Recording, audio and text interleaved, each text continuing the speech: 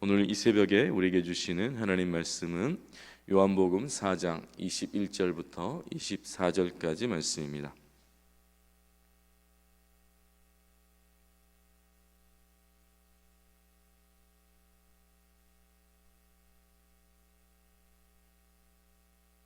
복된 시간에 주시는 하나님 말씀 요한복음 4장 21절에서 24절까지 말씀, 예배하는 자들을 찾으시느니라 라는 말씀의 제목으로 말씀을 나누도록 하겠습니다.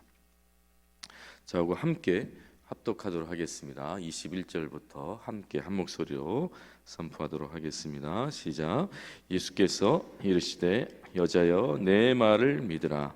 이 산에서도 말고 예루살렘에서도 말고 너희가 아버지께 예배할 때가 이르리니 너희는 알지 못하는 것을 예배하고 우리는 아는 것을 예배하노니 이는 구원이 유대인에게서 남이라. 아버지께 참되게 예배하는 자들은 영과 진리로 예배할 때가 오나니 곧 이때라. 아버지께서는 자기에게 이렇게 예배하는 자들을 찾으시느니라. 하나님은 영이시니 예배하는 자가 영과 진리로 예배할지니라. 아멘. 그냥 이야기인데요. 어떤 부잣집 어르신이 이제 칠순을 맞이해서 이 잔치를 열게 되었다고 합니다. 잔치에는 이제 음식이 빠질 수 없으니까 그 집에 살고 있는 동물들이 긴급하게 회의를 했다고 해요. 동물들의 회의인데 주제가 뭘 것 같으세요? 이번 잔치에 누가 희생될 건가, 이런 이야기를 이제 서로 했다고 합니다. 사회자가 먼저 이제 개를 쳐다봤다고 해요. 그러니까 아마 이번에 보신탕을 하면 어떻겠냐 이런 제안을 한 것 같아요. 그랬더니 개가 내가 없으면 주인님 그 많은 재산을 어떻게 지킬 수 있겠느냐, 나는 절대 이번에 희생되면 안 된다고 이제 그렇게 얘기했다고 합니다. 사회자가 이번에 이제 닭을 이렇게 바라봤대요. 닭을 바라봤더니 닭도 아니 내가 없으면 아침마다 주인을 누가 깨워주시겠냐고, 나도 이번에는 절대 이제 희생될 수 없다 이렇게 얘기했다고 합니다. 이번에 이제 소를 사회자가 바라보니까 내가 없으면 그 주인님의 그 농사를 지을 수가 없는데 어떻게 내가 희생이 될 수 있겠느냐, 이제 이렇게 다 이야기를 했다고 해요. 마지막으로 사회자가 누구를 바라봤냐면 돼지를 바라본 거예요. 근데 돼지는 할 말이 없었다라고 합니다. 그래서 체념하고 이렇게 말했다고 해요. 물끓이소, 이렇게 얘기했다고 합니다. 물끓이소. 그래서 이번 얘기가 수육으로 잔치를 했다, 뭐 그런 얘기인 것 같아요. 참 사람들이 이야기를 잘 지어낸다라는 생각이 들었습니다.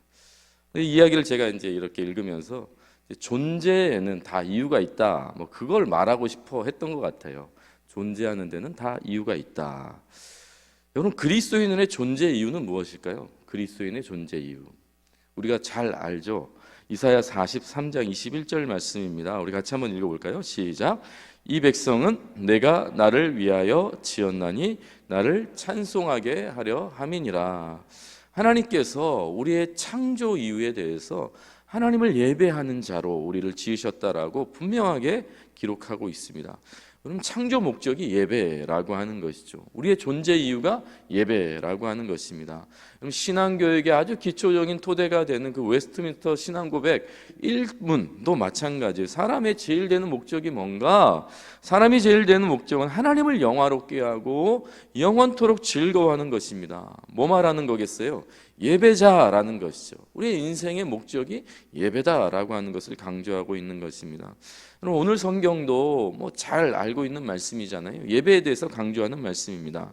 24절에 보면 하나님은 영이시니 예배하는 자가 영과 진리로 예배할지니라. 여러분, 예수님께서 사마리아 여인에게 예배의 대상이 누구인가? 하나님이시다라고 분명하게 밝혀주는 것입니다. 우리가 드리는 이 예배, 여러분, 이 대상은 바로 하나님이심을 믿습니다. 여러분, 우상숭배가 뭐겠어요? 우상숭배.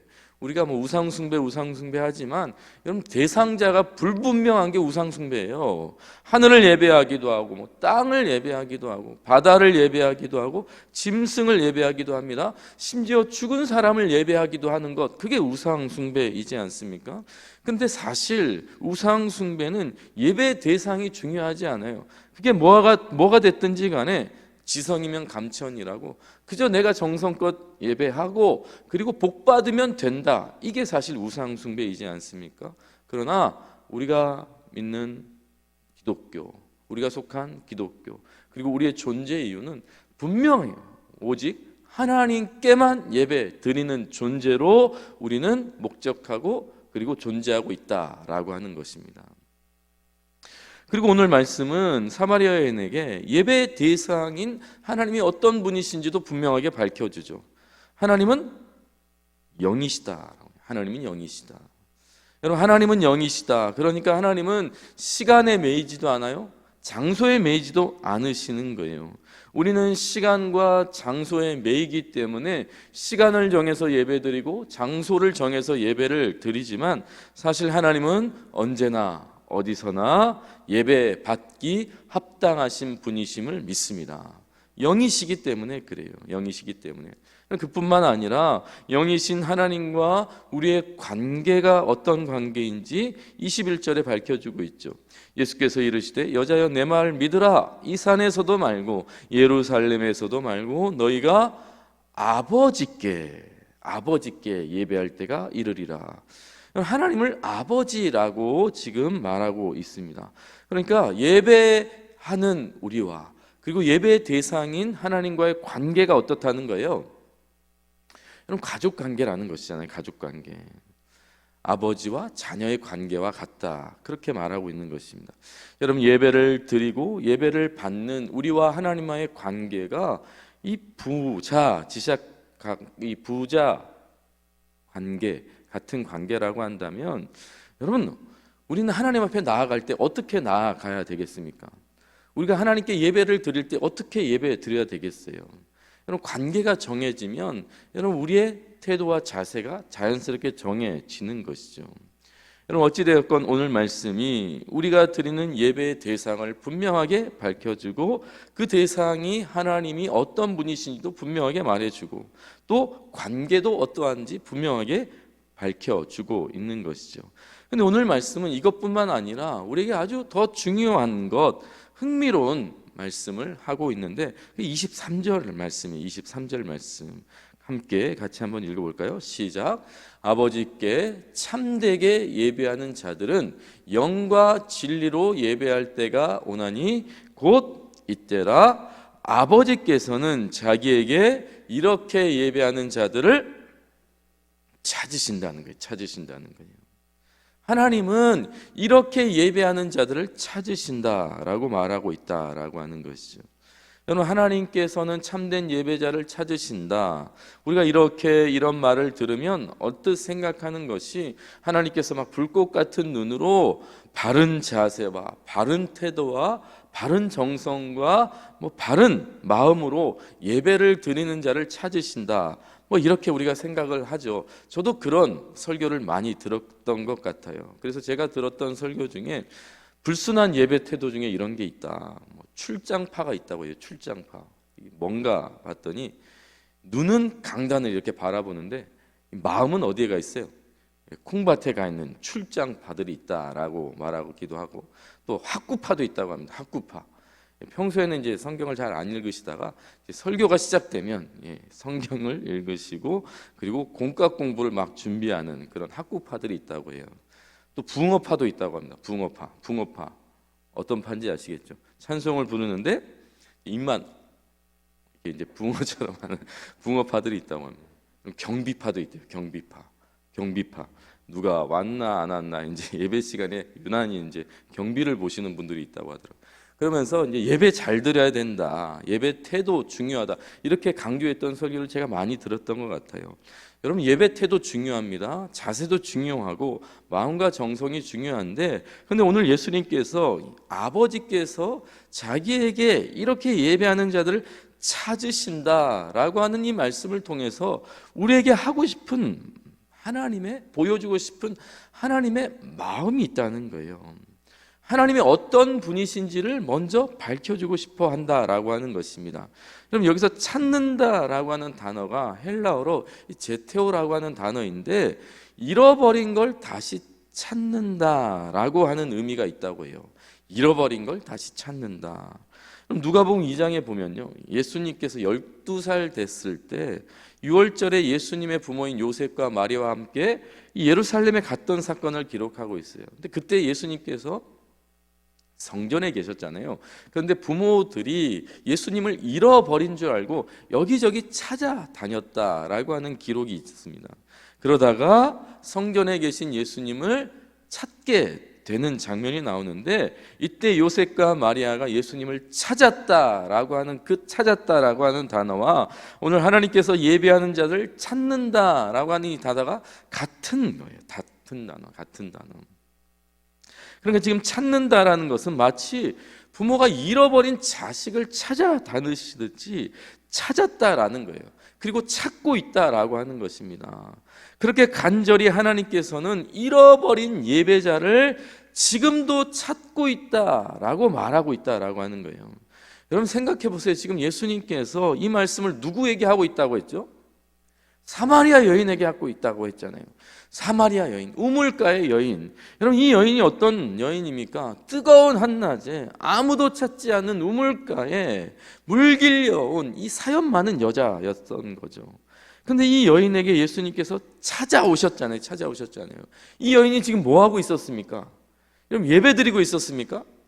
바른 자세로 예배 드리고 있는 자에게 지금 예수님께서 찾아오신 겁니까? 아니에요. 이 여인은 잃어버린 자였어요. 잃어버린 자. 다시 말하면 하나님께 예배 드려야 할 자인데 하나님께 예배 드리지 못하고 세상에서 방황하고 세상에서 버림받고 잃어버린 자에게 지금 예수님께서 찾아오셔서 예배자를 찾으신다고 말씀하고 있다라고 하는 것입니다. 그럼 이 여인은 유대인들은 상종도 않지 않던 이 사마리아 여인이었어요. 아무도 찾지 않아요. 이 여인의 사연을 잘 알고 있잖아요. 자신도 찾아가지도 않고 아무도 찾지 않고 그야말로 버려진 여인이 이 사마리아 여인이었다고요. 피하고 숨고 도망치는 이 여인에게 예수님께서 찾아오셔서 하나님께서 예배자를 찾으신다고 말씀해 주고 있다라고 하는 것입니다. 무슨 말이겠어요? 예수님은 그와 같은 이 사마리아 여인에게 하나님이 아버지라고 말씀해 주는 것입니다. 하나님이 너의 아버지라고 말씀해 주는 거예요. 그리고 잃어버린 것 같은 내 자식 찾는 분이 하나님 아버지라고 말씀해 주고 있는 것입니다. 다시 말하면 하나님의 마음을 지금 전해주고 있는 거예요.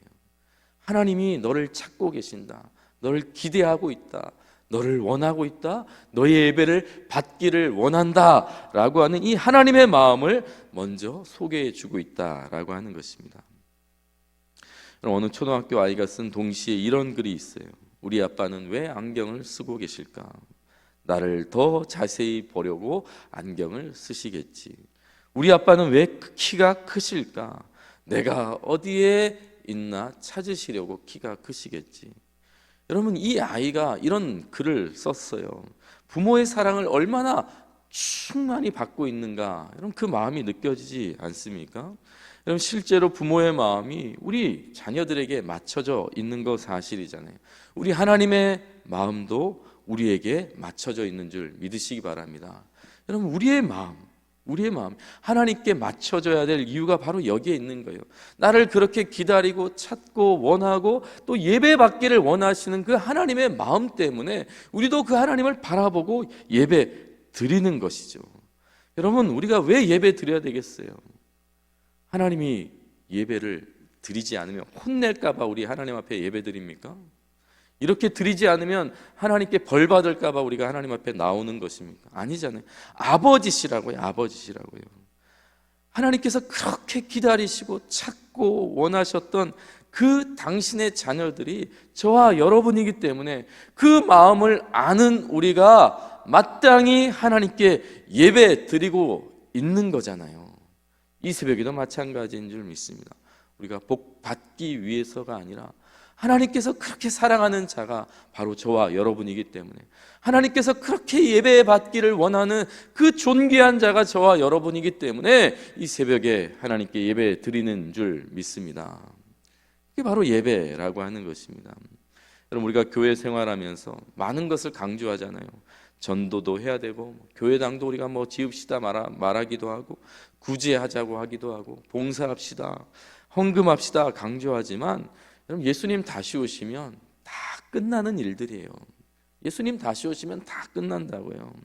그런데 예수님 다시 오셔도 여전히 우리가 해야 될 것, 여러분, 이 땅에서 또 영원한 하나님 나라에서도 계속되는 게 있어요. 그게 뭘 것 같으세요? 예배. 요한계시록 7장 10절이죠. 큰 소리로 외쳐 이르되 구원하심이 보좌에 앉으신 우리 하나님과 어린 양께 있도다 하니, 11절 모든 천사가 보좌와 장로들과 내 생물의 주위에 서 있다가 보좌 앞에 엎드려 얼굴을 대고 하나님께 경배하여, 12절 이르되 아멘, 찬송과 영광과 지혜와 감사와 존귀와 권능과 힘이 우리 하나님께 세세토록 있을지어다. 아멘 하더라. 여러분, 마지막 때에 온 세상 열방이, 구원받은 하나님의 백성들이 하나님 앞에서 찬양하며 하나님을 예배하는 장면이에요. 예배는 뭔가? 영원토록 찬송해도 끊어지지 않을 만큼 풍성하게 드릴 수 있는 게 바로 예배라고 하는 것입니다. 동부교회 성도 여러분, 내가 지금 예배를 드리고 또 예배를 드리고 있다는 것은 하나님께서 그렇게 찾고 또 찾고 만나길 원하셨던 그 하나님의 백성들을 하나님이 찾으셨고, 그 하나님의 백성들이 지금 찾아 짐바된 하나님의 백성들이 하나님께 반응하고 있다라고 하는 것을 기억하셨으면 좋겠어요. 나를 창조하신 증거가 뭔가? 지금 예배라는 것입니다. 나를 구원하신 증거가 뭔가? 지금 우리가 드리는 예배라고 하는 것입니다. 영원토록 나와 함께 하실 증거가 뭔가? 지금 우리가 드리고 있는 예배라고 하는 것을 믿으시기 바랍니다. 그럼 예배자, 우린 예배자. 하나님의 사랑을 알고 그 사랑에 반응하는 이 예배가 오늘 하루도 끊임없는 삶의 현장에서 영이신 하나님께 드려질 수 있었으면 좋겠습니다. 매 순간 하나님이 가장 최고이시고 나의 예배를 받기 합당하시고 그분이 나를 얼마나 사랑하시는지 순간순간 깨달아 누리시고 그 하나님께 찬송하시면서 기도하시면서 오늘을 살아가시기를 주의 이름으로 축복합니다. 기도하시겠습니다. 오늘도 예배자를 찾으시는 하나님, 오늘 우리가 바로 그 예배자임을 믿습니다. 그렇게 찾고 기다리고 원하셨던 하나님께서 절절한 마음을 우리에게 부어주셨는데 그 마음에 합한 예배자 우리가 될 수 있도록 인도하여 주시옵소서. 삶의 현장에서 성도의 존재와 가치를 잃지 않게 하여 주시옵소서. 우리가 예배자로서 영원토록 살아간다는 것을 기억하며 삶의 현장에서 영이신 하나님께 찬송하며 기도하며 예배 드리는 삶을 살아가게 하여 주시옵소서. 예수님 존귀하신 이름으로 기도드립니다. 아멘.